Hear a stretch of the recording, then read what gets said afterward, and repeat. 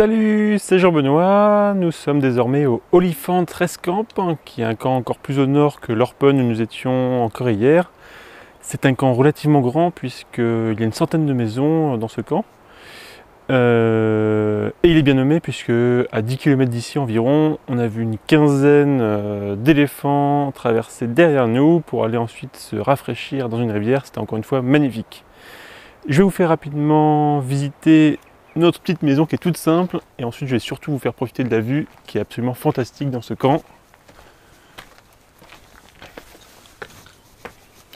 Donc cette fois-ci on n'a pas de cuisine, c'est une maison encore plus simple que ce que nous avions auparavant, donc la visite va être express.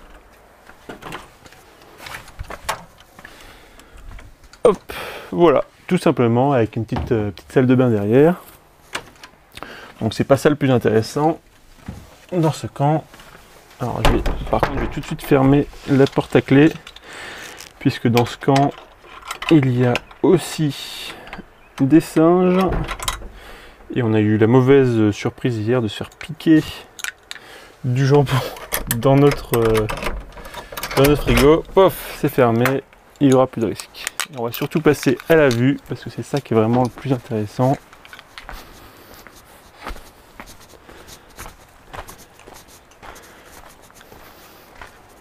On a une vue spectaculaire sur la Oliphant River qui donne surtout une idée de l'immensité de ce parc. Donc là voilà. Donc il faut savoir que le Kruger Park est vraiment immense puisqu'il fait...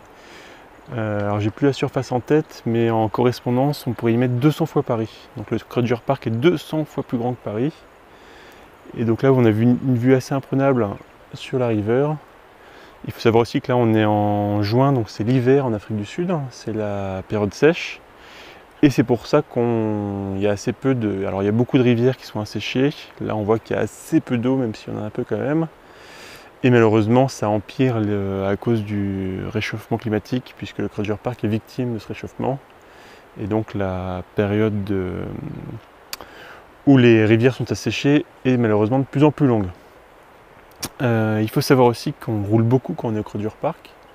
Donc là, c'est le 5e jour où on y est et on a déjà parcouru plus de 1000 km. Donc sachant qu'on roule généralement au pas puisque les routes goudronnées sont limitées à 50 km/h et les routes non goudronnées sont limitées à 40 km/h.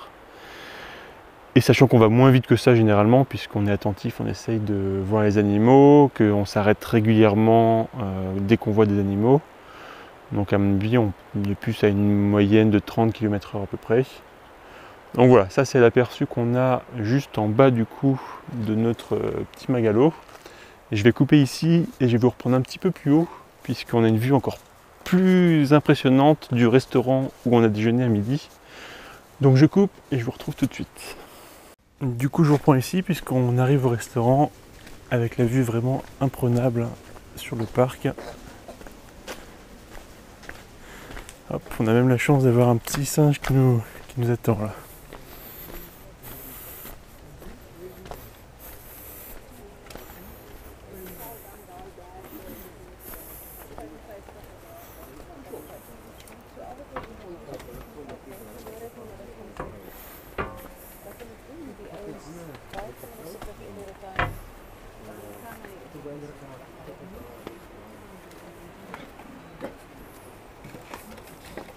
Ouf.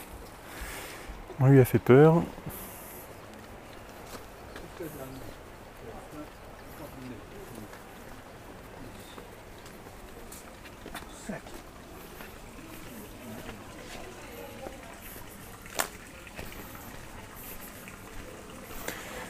La thématique éléphant qu'on retrouve ici.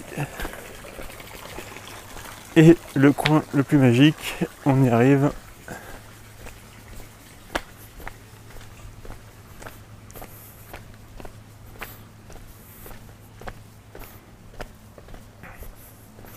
Avec la vue absolument imprenable. Et d'ailleurs, alors vous ne le verrez pas, mais on voit un éléphant au loin qui est en train de boire, je pense. Je ne vais pas m'attarder dessus parce que je pense qu'on ne verra pas sur la GoPro.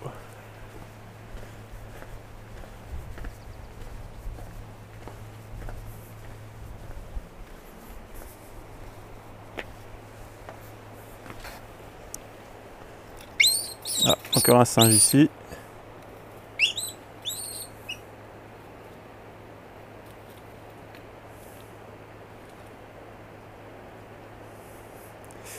Et on a vraiment une vue panoramique qui est assez exceptionnelle.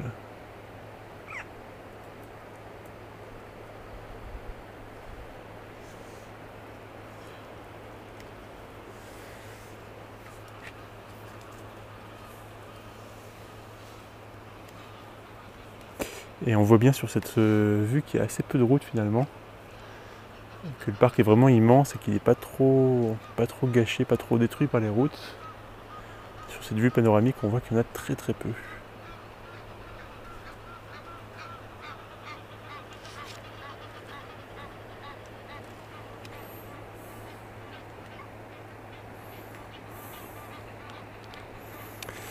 Voilà, j'espère que la vue sera presque aussi belle en vidéo que ce qu'on a en direct. Et je vous dis à la prochaine. Salut!